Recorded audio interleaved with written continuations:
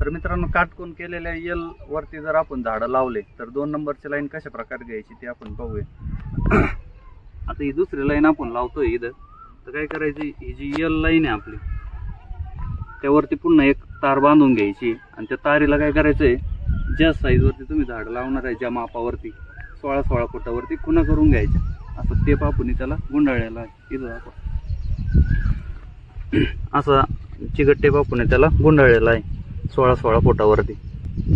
मग ही तार तुम्हाला काय करायची, ही तार अशी बांधून घ्यायची मधी आणि त्या तारीला 16-16 फुटावरती चिकट टेपच्या साह्याने खुणा करून घ्यायचे आणि ती तार दरवेळेस चेंज करून घ्यायची. आता इकडून आता त्या साईडनं आपण झाडं लावित आलेलो आहे, तिकडून आपल्या 3 लाईन बसून झालेल्या आहे. आता ही 4थी लाईन आपण बसवत आहे.